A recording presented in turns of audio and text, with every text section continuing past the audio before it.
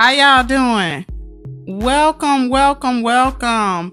I am going to wait to a lot of more y'all. I'm speechless right now. I'm going to wait till a few more people tune in. This is an impromptu show. So, how are you guys doing? For those of you all, if this is the first time you are tuning in, I can't believe I look cute. I look disheveled, child. But if this is the first time you are tuning in to the Kimmy's Morning Show, I want to form Kimmies World. We've already had the morning show.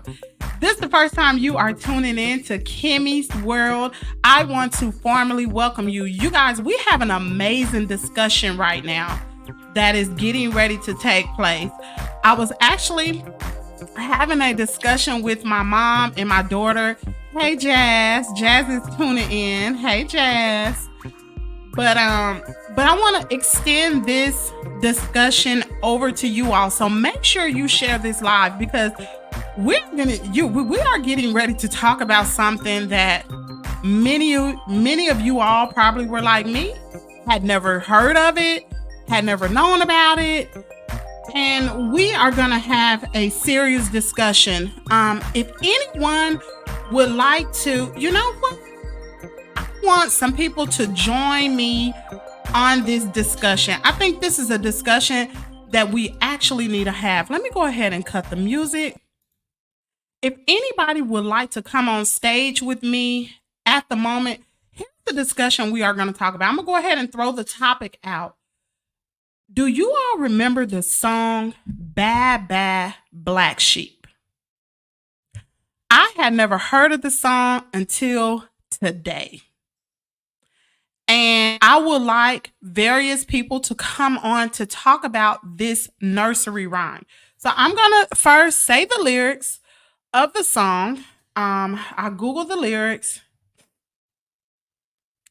And I'm going to drop the link in the comment area, and I want whomever wants to actually come on stage and let's have a discussion. So here are the lyrics. Bad, bad, black.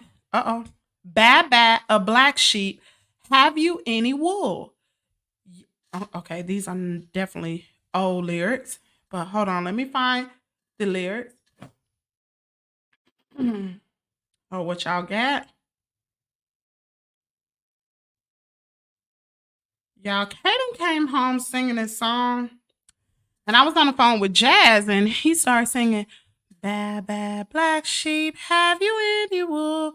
Yes, sir, yes, sir. And he said, one for the master. And I was like, Caden, that's got to be the wrong lyrics. Like, that's definitely, I know you're not singing master up in school. You definitely got the lyrics wrong. Can't be it. And Jazz was like, yeah, I think it says, put the sheep in the pasture. So me and Jazz went back and forth and back and forth, and I Googled it, and I was like, surely not. Okay, so I'm going to read the lyrics. Bad, bad, black sheep, have you any wool? Yes, sir, 3 bags full. 1 for the master, 1 for the dame, and 1 for the little boy who lives down the lane. So I know some people may say, oh yeah, that's just the nursery rhyme that we used to sing in school. I've never heard the nursery rhyme. So I called my mom and I said, Mama, have you ever heard this nursery rhyme? She said, yeah, Carter sings it all the time on Netflix. And I was like, well, what's the lyrics? And we said it, and she said, it says that. Yeah, it says that.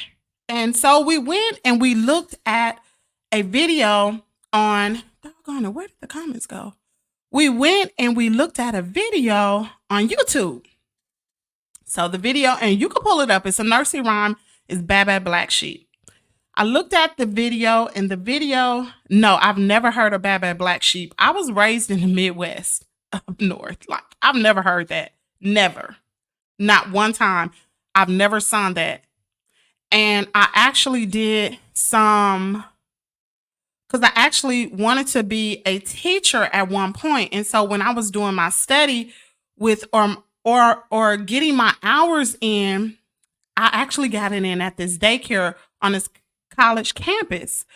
And we never saw this nursery. I've heard of Ring Round Rosie and all the others, but never Bad Bad Black Sheep. This is the first one. So anyway, I looked at the video on YouTube, looked at the video, and I was like, well, and I hate to open up this can of worms, but it is what it is, y'all. I really hate to open it up.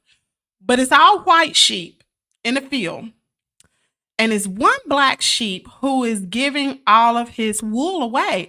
And in the little bags, I hate to do this, there are 3 bags of black wool.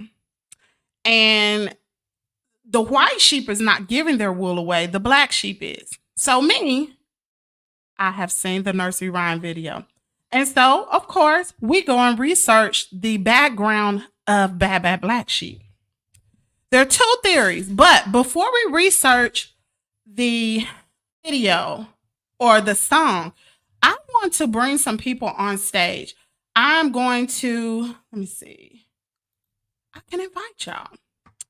Okay, so I'm going to drop a link in the comment area. If you would like to come on stage, click the link, and you don't have to be cammed up, but I do need to see who you are before I add you to the stage. So just go ahead and click on the link and I will add you in.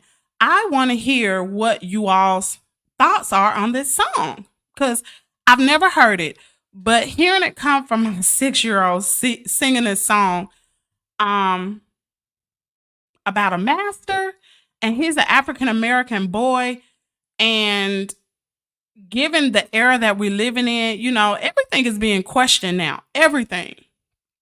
But from hearing that, it just was like, whoa, hold up now. What you singing at school, buddy? And he gets really upset because he doesn't understand. He doesn't understand the plight with his great grandmother being a slave and his great grandfather being a slave master. He don't understand that, but it is so prevalent not only in my family, it's prevalent in other African Americans' family. And so I know my history. Caiden does not. He's young. He don't even really know what it means to be black. He don't know the day when I was at Crazy Deals. He don't understand what a Karen is. He don't understand why mama was treated that way. He just knows something went wrong, but he don't understand. So he wants to continue singing Bad Bad Black Sheep, but it's me as a parent, it is my obligation to make sure that he is nurtured and brought up the right way, and he is not taught wrong things, because we all know our history has been tainted so much. It's not taught in the school system, and we as parents have to shield our children, protect it and respect it. That's a great comment. Jasmine, would you like to come on stage and let's actually talk about this? Because I don't think no one is going to be brave enough to come on stage. You can click on the StreamYard link. You don't have to cam up. If you don't want to cam up, that's fine. But girl, you was already cute. I just FaceTime you. So I want to hear, let's have a dialogue of this. And while we're having a dialogue, I'm going to go ahead and I am going to read the history behind this song. And this is going to enlighten all of you all. I was just floored. Okay. So, behind the meaning and the nursery and the history of the traditional nursery rhyme, Bad Bad Black Sheep. When you're a little kid singing in nursery school, there is one question that is more important than any other. Have you any wool? She said, play the video. I cannot play the video. I can't play that video because it'll be copyright struck. I can't. Maybe I can play excerpts. Hold on. Maybe I can play like 3 seconds. Hold on. Let's see. Let's find it. Maybe I can play 3 seconds. And y'all can, oh, I hate to play this thing. Let me see. What can I do? What can I do? Mm, mm, mm, mm. Okay, hold on, y'all. Maybe I can.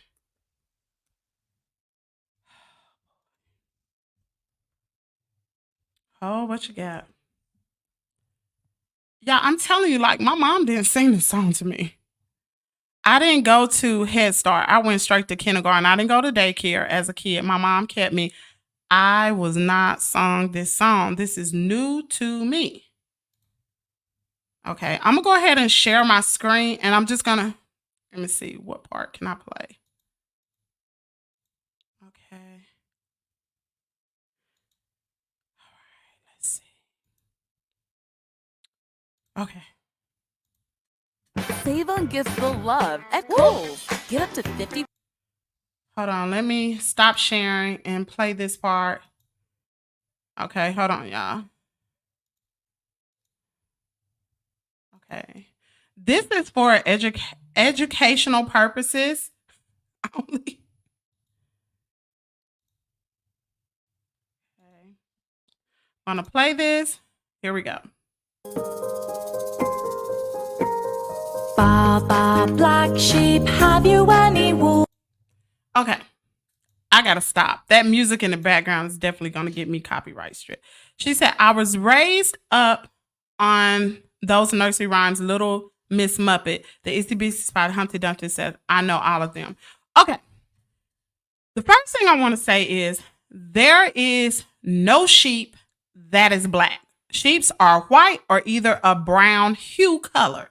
They're not black. So let's just get that off the table right now. Let's talk about what this nursery rhyme is actually talking about. Because y'all, the fact is we are living in a whole nother era right now. And I wish somebody would cam up. I really do.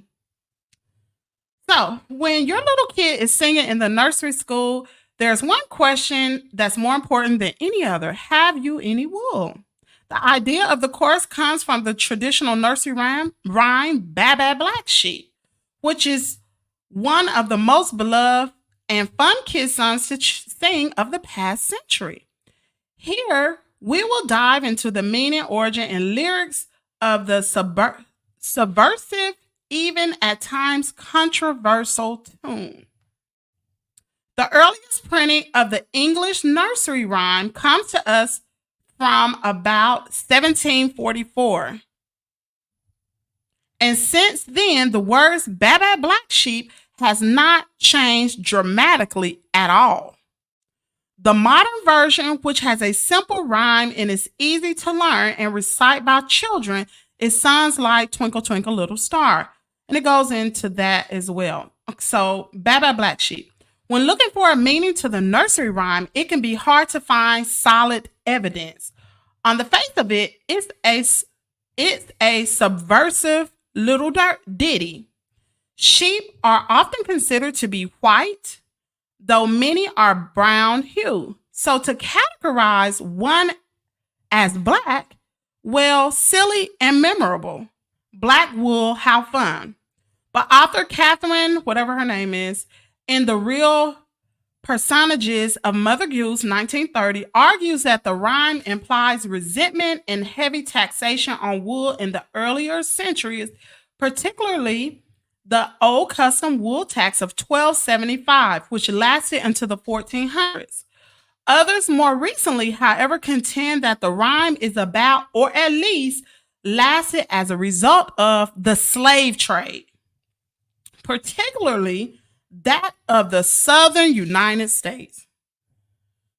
In more modern times, as race and racism have entered into common conversations in often very heightened ways, Baba Black Sheep has taken on new meanings and connotations. But there is likely no supporting evidence that this kid's song has anything to do with slavery per se. I disagree. And it goes into some other history. So this is, to me, what is, and maybe because my son goes to a predominantly white school, it's showing that blacks are subservience.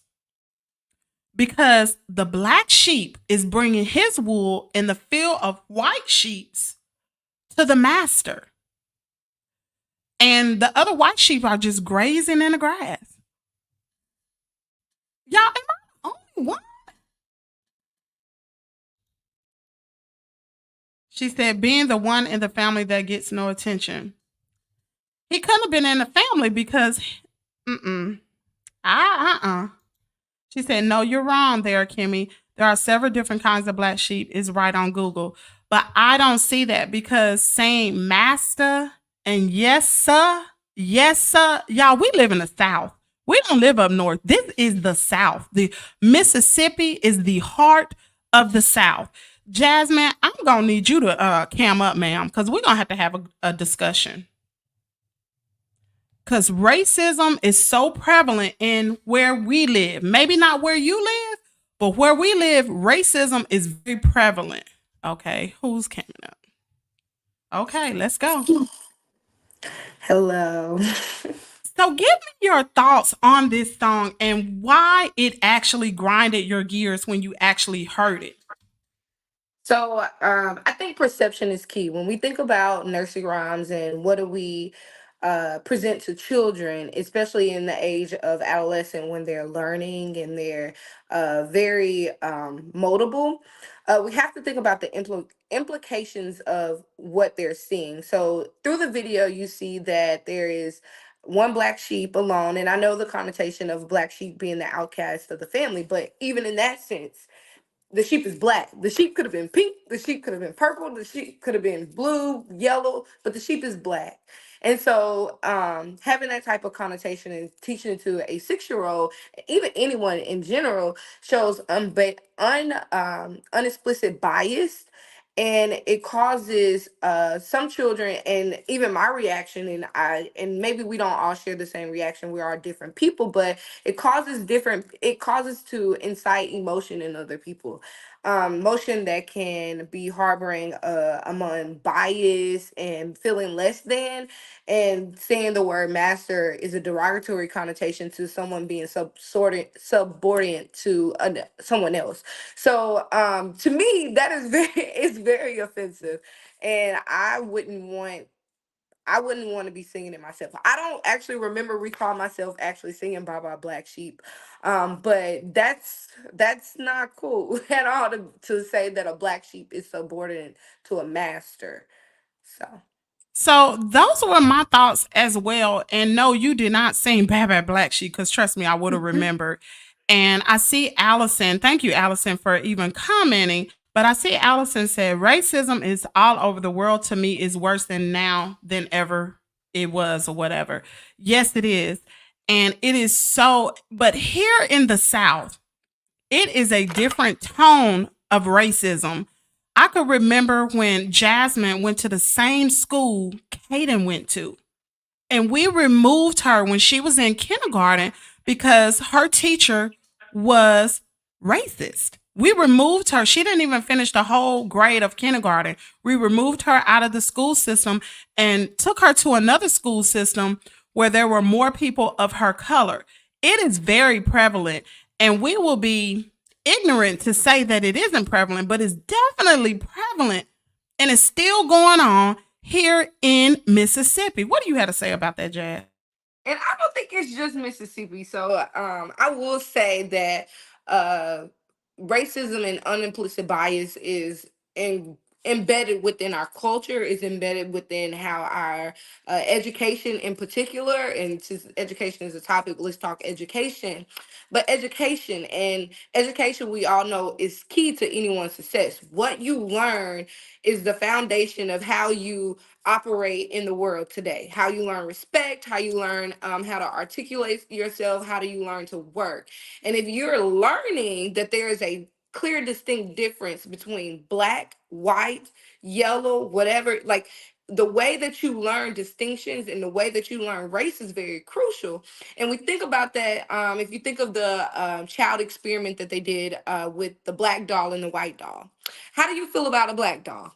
And the children's like, I don't want to play with this. And they favored the white doll. and this is a social experience of children that age. So children are very much so aware of race, and how you teach it and how you present it is very sensitive. And we have to be more sensitive based on the education, because we have the right to influence. The change that you want to see starts with you. So therefore, in order to make that change, it takes conversations like this to be had, and having real deep discussion of, as a black sheep, why are you referring to someone as a master? And I know animals, we, in the Bible reference about masters, but we're not speaking in color here. And even in the connotation of, you learn that the black sheep is an outcast, you know, a blue sheep could have been an outcast. So it's just having those type of conversations and being cognizant of the perception and implications of having white and black reference. And every time that you've ever seen Baba Black Sheep, what do you see it, mama? It's black or white. And the neighbors are all white. So it's having that connotation and implication of unimplicit bias. And it's a shame that we have to go on with that. I see a comment that Danielle typed. It says, "It's just not in the South, it's everywhere." Yes, it is everywhere, but it is more vocal in the South. Up north, people don't play that. Let me give you an example. When my family moved from the Midwest to the South, when I graduated high school, I worked at a nursing home in a town in Alabama. And the first time I had ever, and I'm gonna say it, the first time I had ever been called a nigger, I never heard the word before, was when I worked at that nursing home, and it was an all white nursing home, and I lived in a white town, and I was called a nigger, and I was taken aback, like, what the crap? I'm 19 years old. I've never been called this before. It didn't happen in the North. Now, people may have thought it. And this was in 1996.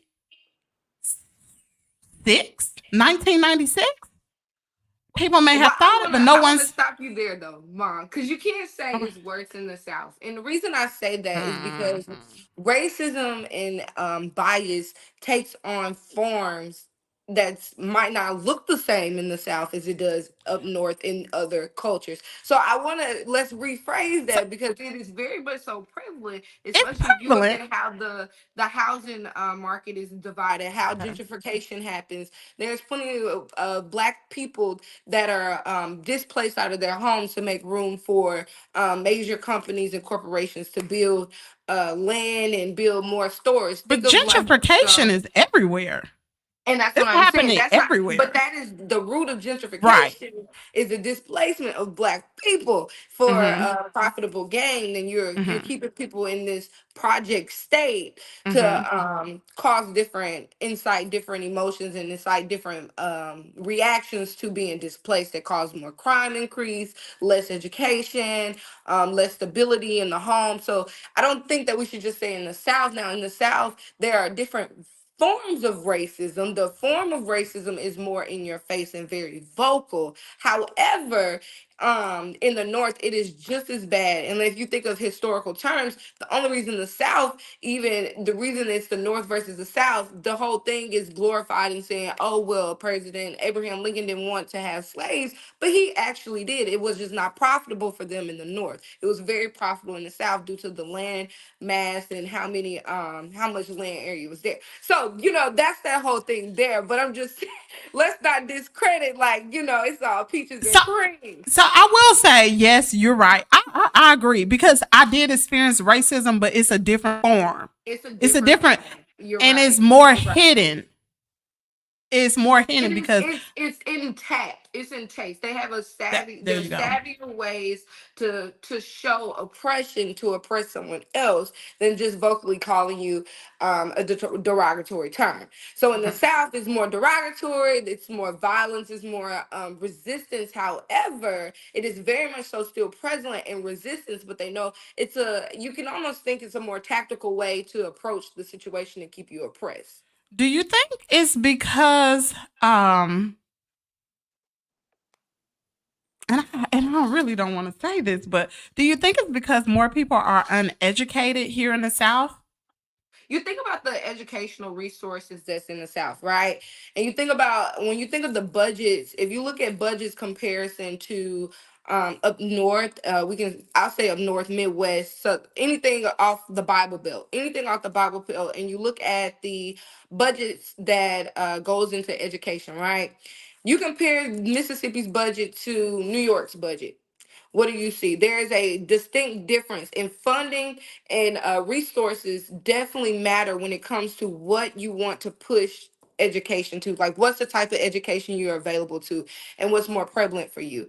And thinking about the South as well, there is a higher concentration of African Americans past the Bible Belt than there is in the North. So then you have a decline in what we're going to put energy into. And most African American, multicultural, I even say multicultural here, most multicultural people are on public schools dominate, black people dominate public schools down south. So you think about that, and you think about the education, how much money they're putting there, then of course you're not getting the necessary resources is need to fund the proper education. And you even think about what's taught in the Southern. Pick up a history book in the South. It's going to be it's tailored a little differently than what's going to be put into the knowledge of North. So there's a different criteria, testing scores. You think about overall statistics on how many people graduate, jobs available in the North. I mean, in the North versus the South. So if I'm getting an education and I have no job security here to use my education, there's no value in education. So that's where I think that's how you have to be. I think that's why oppression is more tactical in the North, because you got educated people in the North because of the job market, the housing market, different things of that nature. Hmm. I totally agree with that. I'm trying to. I'm really trying to. I wish more people would actually cam up because I want to hear the other side. So, if we have any Caucasian people that would like to cam up, because I want to hear from your point of view, like, because some people might think that this song is actually okay, but I don't. She What said, I really think about, um when you think about that, uh sometimes it's the unimplicit bias that you grow up and you just don't know. And I think one thing that we have to understand is that we have to come at it at a level of understanding and meeting people where they are. Thinking about, like, even in my workforce, there's a commercial out that's called Now You See Us, or When You See Us. And I think it was a very intentional video that showed the perception of someone else and being in someone else's shoes, and showing, right. okay, there was this black man, he was walking down the street on the bus with a hoodie on. And then at the end of the video, it shows him, he's actually a judge, and he's actually Hmm. he's the judge. And then there's like one, like, it's just different. You cannot perceive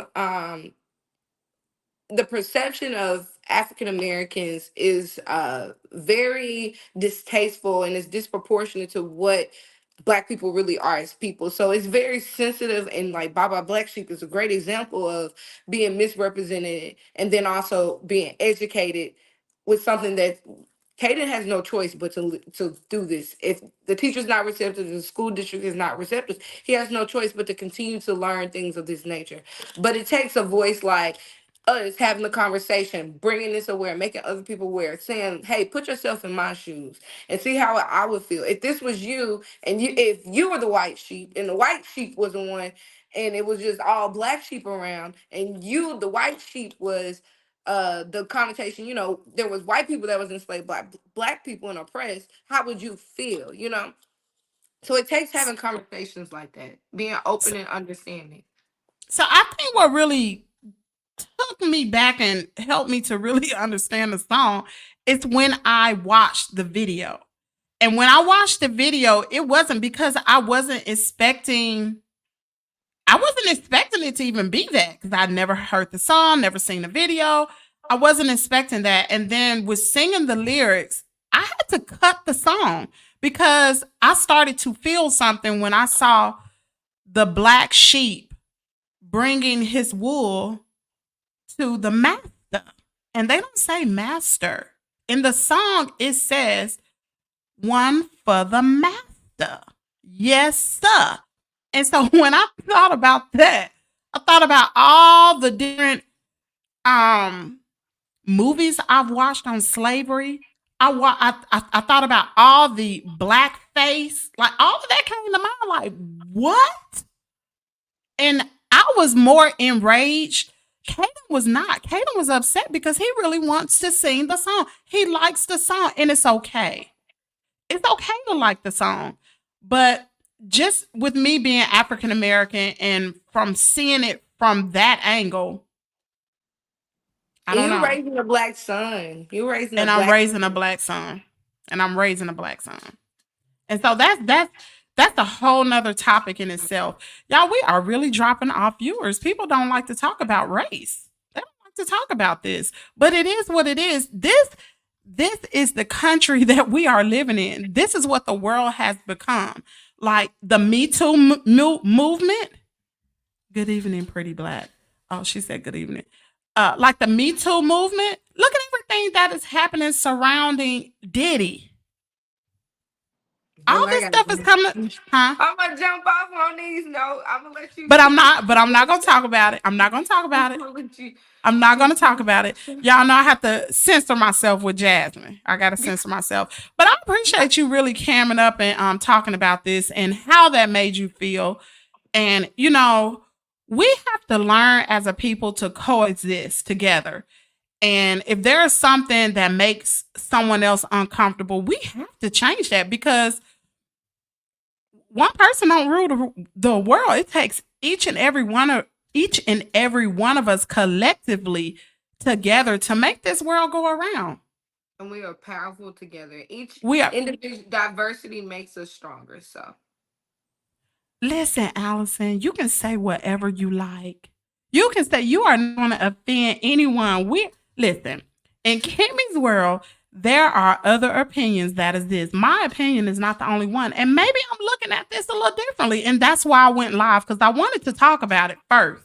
So I would love to hear what your perspective is and what you actually think. I actually saw that, Davida, but this topic supersedes what's happening in Vegas right now, because this topic is happening in my home. I can't control what's happening in Vegas. So we'll talk about that tomorrow.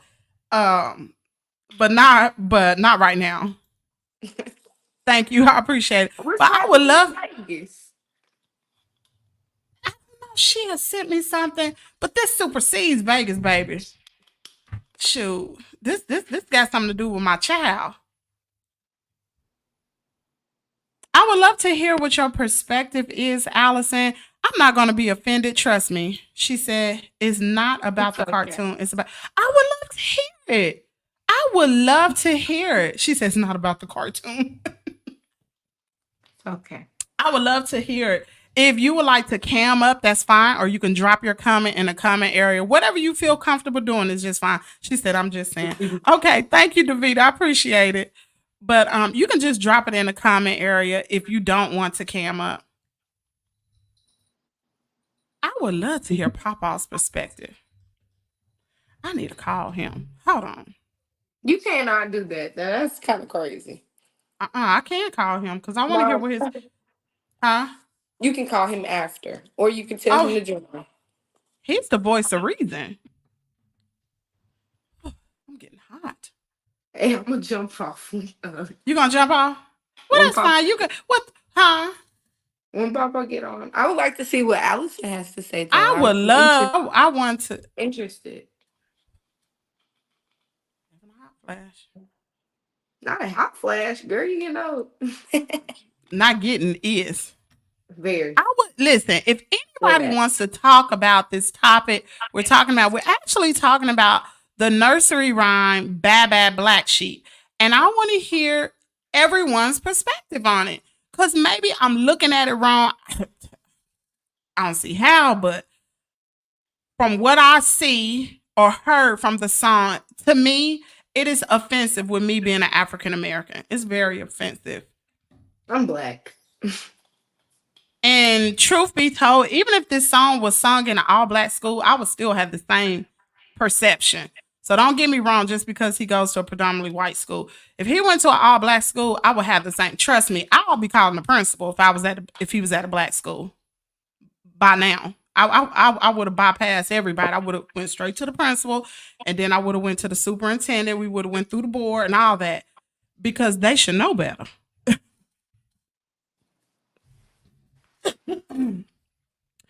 She said, "Okay, I was raised in a white middle class neighborhood. We and my siblings were taught at a very young age there's no difference in people. We are all God's children. That is Okay, so Allison, true." may I, Oh, may go I ahead. ask a quick? Hold on, wait. Allison, and I don't want to assume because I don't like assumptions. Um, Allison, do you identify as a white woman? She's Caucasian.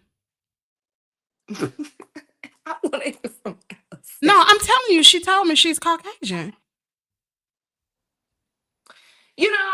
Davita, I actually disagree with your comment Oh here. no, ma'am. Hold on, Mom, just Oh, relax. shut my mouth. Go ahead. I disagree because we could say that about slavery. Slavery lasted for 400 years, right? We could say, oh well, that happened so long ago, so why does it matter? And the reason why I think it matters, and of course my opinion is just mine, but after doing a lot of research and learning about different things, and because I want to preference this to say, one, I received my education from Tuskegee University, and I want to say this: if we don't know, ignorance is not bliss. Ignorance allows for the repetition and the continuation of um, oppression. And if you think about oppression and the root of slavery, they displaced people out of their home, and the key thing that they did was take knowledge from them. And without knowledge and without understanding, you cannot move anywhere in the world. So having the conversation about an old nursery rhyme that's still in a is still in present day, that is still being taught in today's education, is real. And so therefore, if we say, oh, it was so long ago, then we could say, oh, well, slavery is so long ago, like, who cares about it? But but that's far from the truth, because you think about it, my last name, me and my mom's last name and my family's last name, McCullum, right? That came from a slave owner. And maybe slavery didn't happen to me, but I do feel the effects of what it happens to having oppressed people. So having a nursery rhyme that is continued to be uh, song in this type of community and environment is not okay.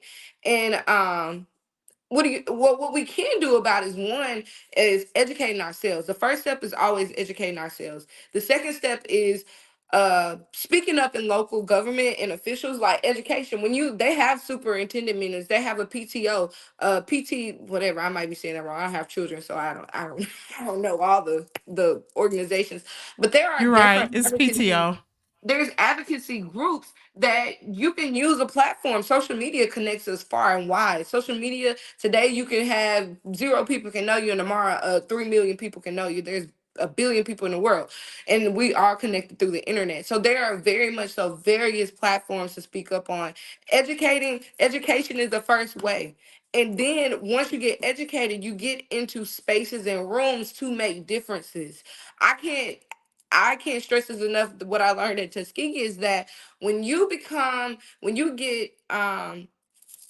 get a certain type of stature to have influence, and they talk about this a lot, even when it comes to a job. When you get a job, and when you want to move up, it takes influence, right? It takes someone advocating for you. So my little brother, he's 6, right? He can't advocate for himself, but I can, because I have influence to make a difference, because I know better. And then I also have the influence to either talk to his educators, to go to the superintendent, you can even take it to the Supreme Court if you want to, because it's all down about education. Doesn't fall on the government. Education doesn't fall on the teachers. It falls on you as a parent to make sure your child is educated enough so that they can thrive in the world. They feel respected and protected, and then they also have They have the courage to challenge the status quo.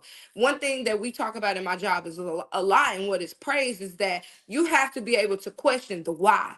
Why do things happen this way? Why do we do this? Oh, just because we do it always done this way, can we not change it? Can we not make new nursery rhymes? We have a lot of poets and artists in the world. How come we can't just make a new one? Just saying. Oh, and I think Allison said something, but I got distracted by Davita. So, Mom, you can take the rest if you want to. So what I was gonna say is that reverb? I hear a little echo. What I was gonna say is that we cannot be the type of people that do not want change just because we may be of a certain age. Our kids is grown, they've been through X, Y, and Z. There are still these other small kids that are coming up, black children that are coming up, learning this indoctrinated um, falsification of history, right? So so we're just gonna tell them just to shut your mouth and just learn what you're supposed to learn and just move forward? No, because Martin Luther King didn't do that. Malcolm X didn't do that. And now we don't have a Martin Luther King or a Malcolm X. We have to be It's our all own within us. Martin Luther King. We have to be our own Malcolm X. And we as parents are responsible. This is our God-given right to protect our children. And if something is not going right, just don't shut your mouth. There's a lot of things that can be done because one thing that I did, I opened the door for communication with his teacher because she may not have looked at it that way. And I really, personally, I don't feel like she even thought about it like this because you know what?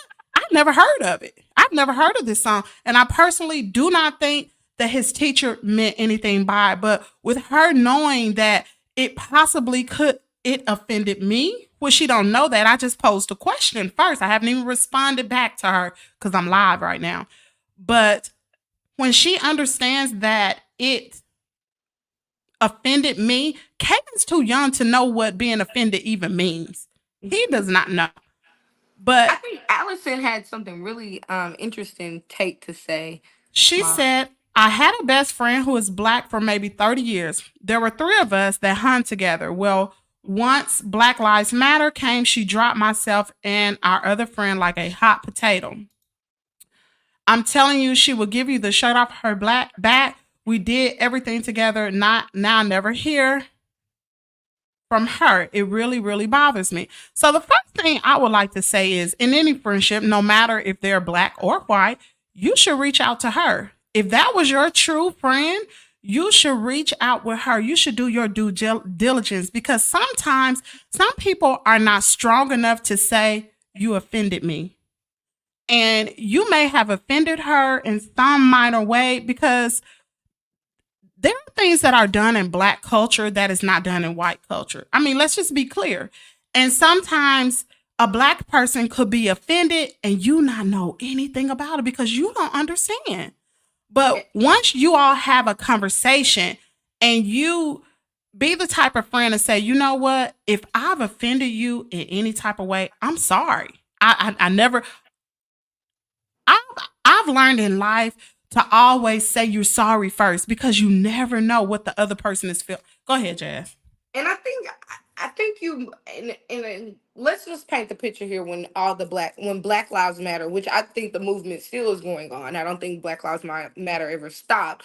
But I think that, this is where I mean you have to put yourself in someone else's shoes. And during that time of Black Lives Matter, we saw people being killed, just humans being killed on video, national TV, um, people not getting the justice that they need, people that was murdered right in front of our faces that looked like us and we didn't have the support.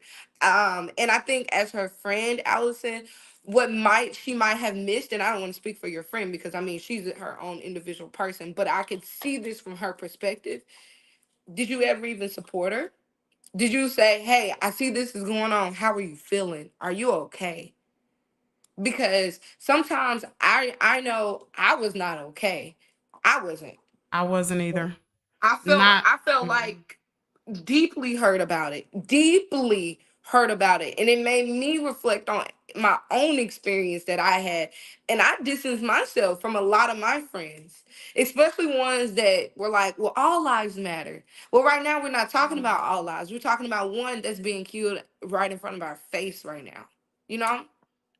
So that's where I would say I wouldn't think of your history because things a lot of us social media creates a different type of platform for racism.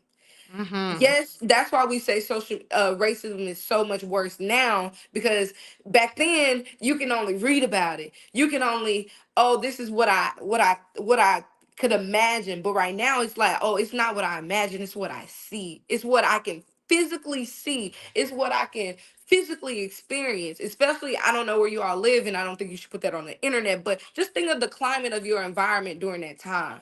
What might have transpired? She could Right. have had a bad experience. Somebody came up to her was like, "This is that," or call her racial slurs, or all types of things that could have transpired. Because just like black people were upset, so were other people because they can't Yeah. fathom why do they need special treatment right now? Who do you think you are? Who do you think you are? When someone feels like they're losing their power or control, they lash out. So, it would have been nice and maybe reach out to her. Hey, you know what? I might not have been the friend you needed at that time during Black Lives Matter, but I understand. And I want you to know I support you as a person. And maybe she might want a little step further, like maybe on your social media, depending on what you post and the type of content that you post on Facebook, what you reshare, you might need to say something like, hey, man, I had this clarity and understanding that I didn't have before. And you might help someone else that looks like you to understand and put themselves and be human. Because all at the end of the day, no one's asking to be put on a higher pedestal. People just want to be treated like humans. She said, "Yes, I did. I asked her what she thought of the statues being torn down. Was it right?" She said, "Absolutely." And I was taken aback. What statues are you referring to? She's probably talking about like those Confederate things. I agree too. I I do believe they too. should have been taken down. A long time ago. So, yeah, a long time ago. Even here in Mississippi, I believe at a college campus here at Ole Miss, I think. Ole Ole Miss or Miss, Mississippi the State. One of them. Confederate something had been taken down. And In so many people Tuskegee, were in Tuskegee, so Alabama was the same upset. thing. But you got to understand those statues, like some people say, oh, that marked history. That's history for y'all. But for us, it was like, that was slavery. And, you know, we have to understand one another's from each other's eyes. I don't know if I'm saying that right, but we need to understand one another. I can't even talk. Y'all got. But I get what you're saying. You got to put yourself in somebody's shoes, your perspective. Just because, and it's a really good book that I read before, and it was about I experienced racism too. It was something like that, and it was from a white person, their perspective of how they were once blinded to racism and how unimplicit bias and the different things they experienced out of childhood, different things that transpired that caused them to have a obstructed view and they could not see past their view. And then they did a bunch of research. A lot of colleges did a lot of research of it, and they talk about their evolution through. And sometimes, yes, that is history. Yes, those men, they were looked up to some as heroes, and they were great fighters, and some of them might even be part of your ancestry. But so was the people that got shot and killed and fought right alongside him that doesn't have a stacked shoe either. Because those people did not look like you, they look like me. And those And people were the ones that really were the human shield in the first line of defense before those Confederate soldiers that are martyrs now were. So it's things like that. So, yes, I understand you were taken aback, but you got to understand. Oh, she said I'm not under, she's not on Facebook. I'm But not yeah. too OG. I'm on Facebook. I did understand after that. Yeah. So that's what I'm saying. Like, reach out to your friend. Y'all go be friends. Yeah. Yeah, and it starts with you know what I've learned about these subjects and different things like that? It starts with the people in your circle. Who around you can you enlighten and teach something else, you know? Who can you Hey, teach Passion something? Lisa. We are talking about the subject, um, Bad Bad Black Sheep. If you ever heard that nursery rhyme, Baby Black Sheep got us on a whole tangent. Bad Bad Black Sheep has created a 50-minute dialogue. Hello, and I still don't have a better thought process about it. I want to hear someone else's perspective. Do you know the nursery rhyme Bad Bad Black Sheep and Bye what? bye Black Sheep. It's bye No, bye Black Sheep. it's It's bye bad, bye Black Sheep. Bye bad, bye bad. Black Sheep. Have you any wool? Even Hold when you on. sing it, you say Don't bye bye test Black me. Sheep. Don't test me on the Mama, phone it's now, bye cause bye you Black Sheep. Ma, it's bad, bye bad, bye Black Sheep. baba. Ma, Is it so when baba? you Is it baba? Why is it baba? Hold on, y'all. Hold on, I'm about to put my thing on mute. you don't even I know what can, she's you don't even know what she's talking about. You trying to argue listen. a subject you don't even know the I've name of it. never heard this song before. That tell you right there. I never heard it. Hold on.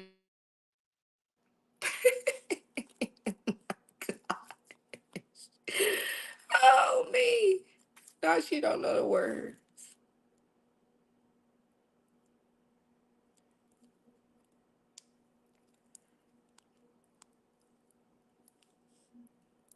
It's bye bye Black Sheep. Yeah, see, you see the connotation of that. Like, all of these white sheep are in the pasture, right? And then the black sheep is the one I wanted to show. I don't know what it's saying, but I'm assuming that it's singing the I have wool, 30 bags full, and all that other stuff. I can't stomach this. I just can't. When I hear it, it just remind me of slaves. I'm sorry. And the Joker saying yes, sir, and they don't even say sir in the video. They say yes, sir, and it just And you remind think me of about like the language of back then, like when they spoke, they say yes, sir. Yes, sir, master. Yes, sir, yes, sir, master. master. So that's what we're talking about, Passion Lisa. We're actually talking about that, and I wanted to hear different people's perspective on the actual nursery rhyme. I actually came home singing the song, and my daughter Jasmine and I, we were on the phone together, and she was like, "What did he just say?" I said, "He said master." I said, "That's not the words." And Caidens said, "Yes, it is." He got He said so it was in upset. my little blue book. He said it was in his blue book. Jazz said, "No, they saying pastor. Like He the said, sheep no, is it's in the in my pastor." blue book. No, it's in the blue. And so I texted the teacher first, and then I Did she ever respond? she did, but I don't want to say that on live. I would never do that because she followed me on Facebook. Like I would never do that. I would never talk about what her response is. Should I? No, that's personal. I I'm don't not. know. Listen. I'm not that McIntyre lady. I'm not gonna blast nobody on social media. Wait. That's not what I'm asking you to do. I just Oh, want to what see you? what was her perspective, where she came from. I'm not asking you Okay, to put, but okay. you don't have to do that. You don't have to do that. We No, talk about that again. I don't even think she gave a I don't know. Let me see. She sent the lyrics. She actually No. looked it up. She sent the lyrics. Yikes.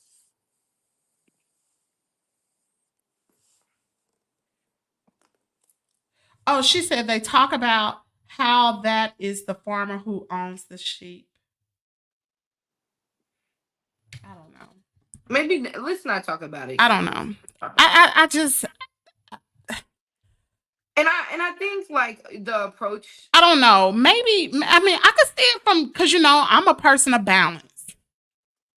I'm a person of balance, so I can see it What from does two balance people's got to do perspective with it? because I You see it mean from another. peace?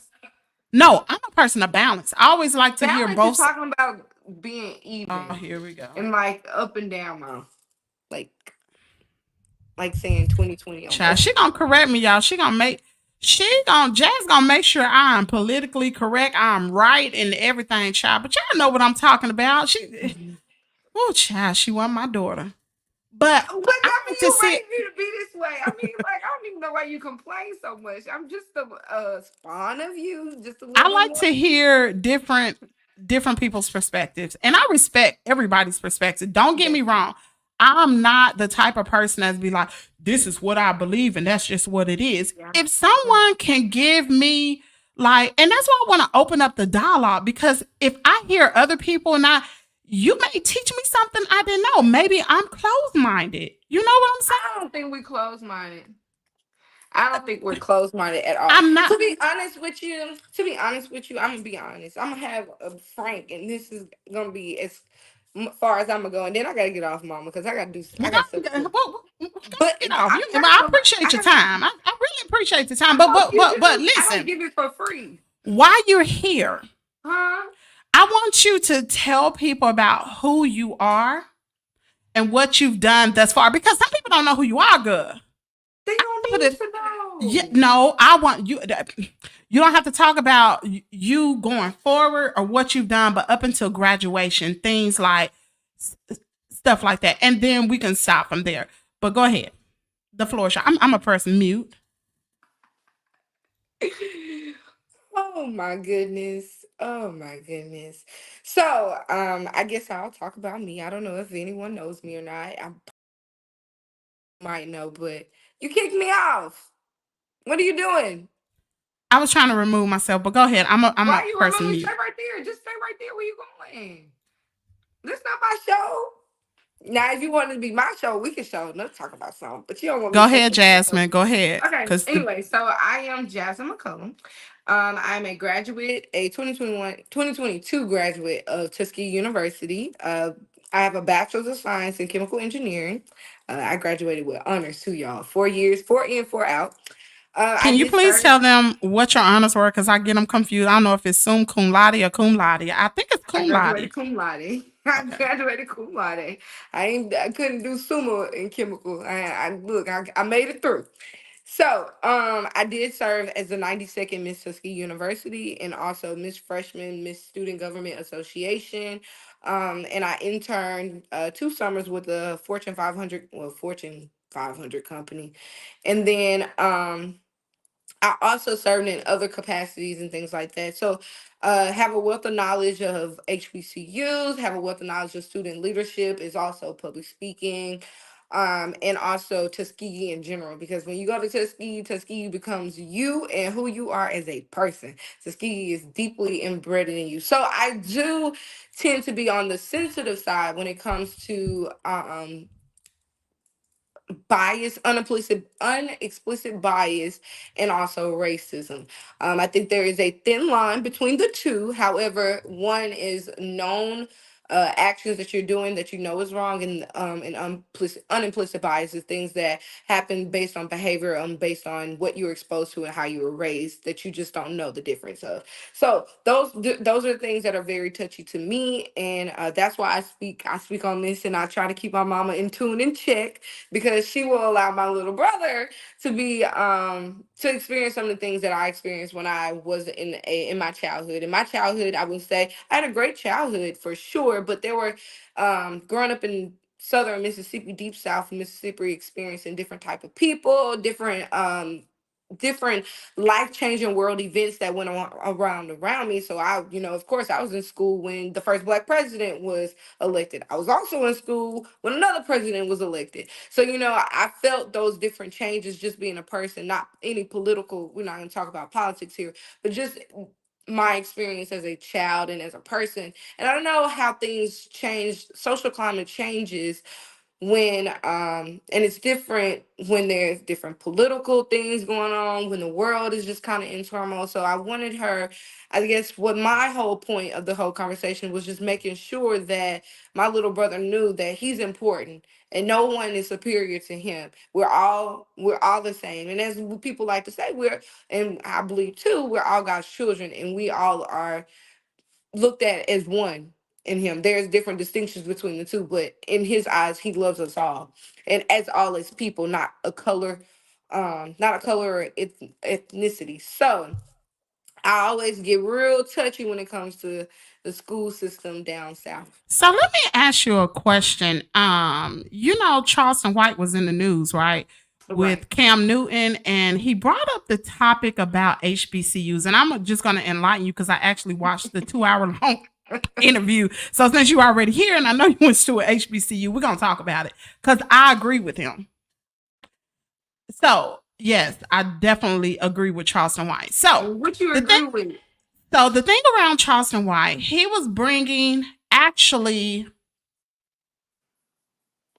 Say what his he was word. saying is what he was saying was that Deion Sanders, when he left the Jackson State University and went on to Colorado, he took away the spotlight and the shine off the HBCUs. There were celebrities coming down. There were people donating to Jackson State. People even started to learn about the football players of Jackson State, right? Well, when Deion Sanders left, he took all that with him. And now our black people are not really concerned about HBCUs. And what Charleston White was saying is we need to rally back around HBCUs because this is where our little black boys and girls are going to school. And instead of rooting for Colorado, we need to be back over there where the HBCUs are because there's a plenty of amazing coaches, football coaches that coach the HBCU football teams. Go ahead. I have I have conflicting views about Deion Sanders. On one hand, I think we can see the proof is in the pudding. He went to Colorado and they still suck. So I can't say I cannot put all that he did just solely based on it was Deion Sanders to take the collective and those people and black people and HBCU athletes. They have the talent. They just don't have the same resources. And that goes back to my original statement. When you think of the division of education and what money is put into PWIs versus HBCUs, and even just education in general that's heavily saturated with the black community, there is a discrepancy there, a big discrepancy. So when we talk about, oh, what is being mainstream, it shouldn't more so be that one man just we can't credit one man for doing all those things he did. We can credit the talent and the things that was there. However, he did have a platform to bring attention to HBCU players and athletes. So I think my comments and my commentary here has to deal with one, there are things that happen. HBCUs have not stopped getting supported. Did you know there was a program within the NFL and the NBA that they scouted HBCU players, one, to develop architecture for these buildings. There's also a program that has HBCU for marketing to infiltrate the sports management and sports marketing. So I want to be very clear that football is not what black people No, are it's known not. for. And so That's true. that's where I want the conversation to Hmm. go, that football is what drives you to a HBCU. No, what drives you to a HBCU is the black excellence that we produce, and that we can have different type of representation in every room and avenue. And that just because he's left football, there's also key high level scientists that have graduated from HBCUs. Let's think about Lonnie Johnson. He might be an older one. People don't know about Mr. Lonnie, but Mr. Lonnie made the Super Soaker. Your kids want to have water guns Sure today. Let's did. talk about Henrietta Lex. Let's talk about George Washington Carver. Let's talk about all these other people that do great things for HBCUs, and they didn't need recognition from somebody that didn't even live our culture. So what I want to challenge people is to stop thinking that one man is driving the attention away. HBCUs have been getting attention since before attention was attention. So we want to change that narrative there. I do believe that more people need to stop being reliant on mainstream media to get their news source and to validate the efforts that other people are doing. Because even before Deion Sanders was there, Jackson State was running, and Jackson State was getting scholarships and outside scholarships, not from Deion Sanders. Jackson State was getting scholarships from many other companies that support their business program, their engineering program, their arts programs, different programs that they have. Even Tuskegee, let's talk about it. We have Procter and Gamble that supported us. We have Bowen. We have Lockheed Martin that supports these colleges and was doing that well before Deion Sanders came. And NFL money is good, but it ain't bigger than corporate America's money. So before You we better talk say about that, it, girl. before we talk about it, before we give Put credit me to in one check. man by making one HBCU great, HBCUs have been around since the 1800s. Let's talk about that. The reason they're called HBCUs is because they were established before a certain period of time, and that's before the 1800s. I can't remember which one. I don't know if it's the Emancipation Proclamation or the Restoration between Confederation or things like that. I can't fully remember, and I don't want to misquote myself here, but I want to say that HBCUs have been relevant well before Deion Sanders was even born. So that's what I have to say. So Passion Lisa had a question. She said, "How do you feel?" And I'm gonna give my view, and then you can. How do you feel about Black people supporting other oppressed people? Should we stay in our lane? So this is what I think. You know, who am I? This is just Kimmie's World. But I feel like we need to work from within first. We gotta, first of all, we all grew up as you got to make sure your house is clean first. Make sure everything's in order in your own home before you go out and try to help somebody else. And so that's what we should do first. We need to make sure that things are right, number one, within our own home that we live in. And once you work in your home that you live in, go through your neighborhood that you live in, and then go through your community, go through your city, and go in the upward helping your people. Now, once you help your people, you can help others, but you got to first help your own. Look at the what am I trying to say? Look at the Hispanics. When they come over here to the United States, and I used to live across the street from some Hispanics. They would live in it'll be like 6, 7 families. And this is something I've seen. It'll be 6 and 7 families in the same house. And you know what they're doing? They work, but they send majority of their money back over to Mexico to help their people. And then what they all do is they pool their money together. And each month, a different person pulls a name and they get all the money in the pool. And they do that until they all come up. And then guess what? They finally move out that house and some more families move in. But you got to help your own first. What do you think, Jazz? You know, I have a different take than you here. I think one thing we have to understand is that being oppressed, let's talk about it. Let's talk about statistics here because I'm a big data girl. I'm a big data girl. What is the I most done woke up a oppressed? monster now. What? No, no, no. I'm not no monster. I'm just little old No, Jazz. Giving you the facts I and know truth. you a data girl, honey. You always talking about some data. Go ahead. So, what is the data and the statistics of black of no? Let me take a step back. What is the statistics and data that says who is the most oppressed um person in America? Let's talk about where we live, right? Let's talk about it. The most oppressed person in history is black people, right? So, and I want to, and I really want to drop some history here so we know where we're going. I think history is the root to know your path moving forward, right? So let's talk about it. When we think about the Native Americans, let's talk specifically Native Americans, and I mean like Native American Indians of America here. Cherokee, Choctaw, Chickasaw Indians, Blackfoot Indians, things of that nature, right?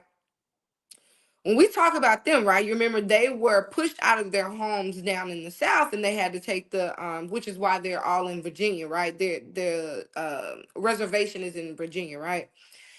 They were displaced out of their homes, and they took a bloody trail. We all know the bloody Trail of Tears, right? Isn't it bloody Trail of Tears or? Am I confusing it with the Hold on. John Lewis March? No, that's Bloody Sunday. No, no, no. It's Trail of Hold Tears. on. That's it. Trail of Tears. The Trail of Tears, 1838 and 1839, a Right. part of the Andrew Jackson's Indian removal policy. Go ahead. So that policy Trail there, of right? Tears. Let's talk about today the benefits that they get or ancestors get, excuse me, the ancestors get the what do you call them? The Uh, heritage, or not the heritage, the people that inherited. They're I can't Hold even on. think I lost the word. Reparations? They Are you get, talking about I know reparations? reparations. I'm talking What are about you the talking people. about? If you have, so me, let's talk about me, right? I have probably maybe 10 to 5% of Indian in my family, right? Native American Indian, right? I can get financial reparations based on that. There are systems in place to be put for people that were oppressed in America. You know what I'm saying? But you being black, you get nothing. You get nothing from what happened from slavery. There's a lot of empty promises. There's a lot of different things. So my point here is that let's first define who is oppressed in America. Let's define that. Then also, and I'm not saying it's not. I'm not saying it's not, but they have very much so more respect for them than they do you. Because what we can compare what happened to slavery.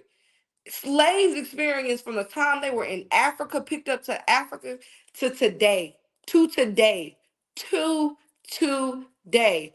And those things stem from, let's talk about Tulsa, Oklahoma, when the Black Wall Street was burned down. Let's talk about the syphilis study that's still remnants in a town today that is now a food desert. That town has a food desert. It has limited resources, and the housing there is absolutely horrible. Let's talk about Henrietta Lacks. Medical ethics today wouldn't be what it is today. You wouldn't have medical ethics today if you didn't have these people that happened in history. So I'm not saying oppressed people, other oppressed people do not need help and that these people shouldn't be supported. I'm just saying you got to look in the mirror. You still being oppressed. You still are being oppressed. Think about what all transpired when President Obama was elected to presidency. If we weren't still being oppressed, yeah, he was elected, but what look at all the things that transpired around. You know what I'm saying? So I just say I'm not saying other oppressed people should not be helped. Not at all, because I think genocide is crazy. And we're not gonna get on that topic because I do have a job. So we're not gonna get all in that subject. But I do think that everybody should lend a help there. But I also want to recognize what's happening here. Flint, Michigan still ain't got clean water. And how long have Mm. you known about that? That's the that's what I'm talking about. Those are the Neither type does of Jackson, conversations. Mississippi. Neither does Jackson, Mississippi. And so it's like those type of comments. So They those don't. that's what I so that's what I'm saying. Like when you think about how long you compare, and I'm assuming since you say you study slavery a lot, you know how long slavery took place and then the after effects of slavery, and then what modern day slavery looks like today. We can talk about the prison system. We can even talk about the athletic system, the football, how Mm. we draft athletes. You know, there's a lot of different ways that Mm. things, little microaggressions and little remnants of slavery still exist. So that's why I say, it is hard to fight so many battles when you still fight one of your own. Wow. You hit a nerve with the draft. Well, I mean, we ain't got to get down into that because I'm good going to old. talk about it. Oh, you don't have to be on the show, but we're going to talk about the NFL draft and how that coincides with slavery and selling of slaves. It's not just NFL, NBA as well, because you got team NBA is owners. the You same got way. team owners. Yeah, you get drafted in the NBA. You didn't know that? I mean, I Some know people that, get drafted. but you know how they do the combine in the NFL and how Same way they with have them running to NBA. see who they do the same thing. I don't know if it's the You combine. It's know called. what? I have Stacy Thurl Skanks. If you are watching this, I would love for you to cam up because her son is in the NFL. She actually was on the show, I believe it was last week. She's probably back at school though, but I would love to have an interview with her because her son actually is in the NFL. He is a quarterback for who is it for, Jazz? I don't know. Malik, who is he a quarterback for? Malik is Hold not a on, let me pull. quarterback. He is a quarterback. Malik is not a quarterback. He's a cornerback, I think. No, he's not. Don't no, Malik he's is a not no. quarterback. I don't know. I ain't talking on that. Oh I'm boy, speaking on that. That ain't got he's nothing a to do with quarterback. me. That has Hold on, nothing to do with me. Malik is a quarterback. So, And he is a quarterback with the Mom, I'm gonna hop with off. the Patriots. I'm So I would love for her. Bye, Jasmine. Thank you for joining us on Kimmy's World. Thank you for your perspective on everything. I'm gonna click you out. Bye. Bye. So yeah, I want Stacey Searle Skanes to actually come on. She's a good friend of mine, and her son has actually he was drafted, I believe it was this year, and he's a quarterback with the Patriots. So I would love to hear about that, about what they actually do. But I'm gonna do some little research about what they do with the NFL draft, y'all, if y'all knew. But anyway, we're gonna wrap up today's show. Listen, I learned a lot, although no one else came on to give me their opinion about the song.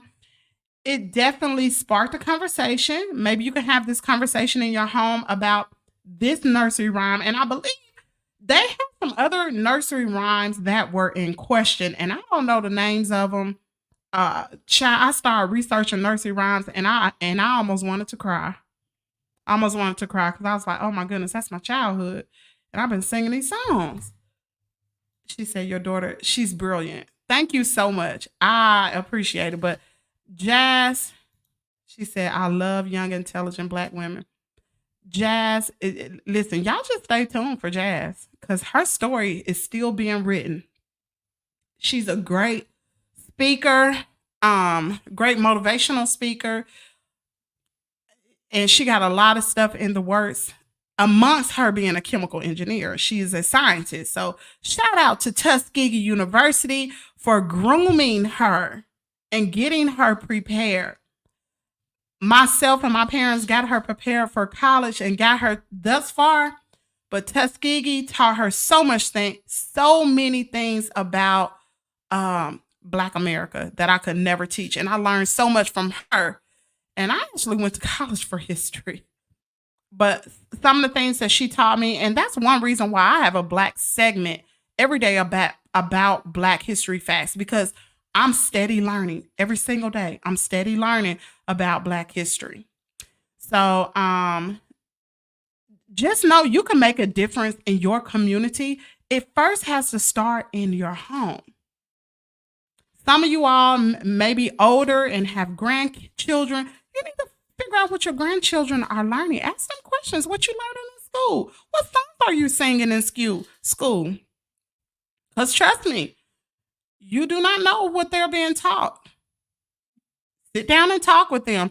And then you can start to Tuskegee University, the illustrious Tuskegee unit. It's Tuskegee. And yes, it is. But they do have Caucasian people that go there.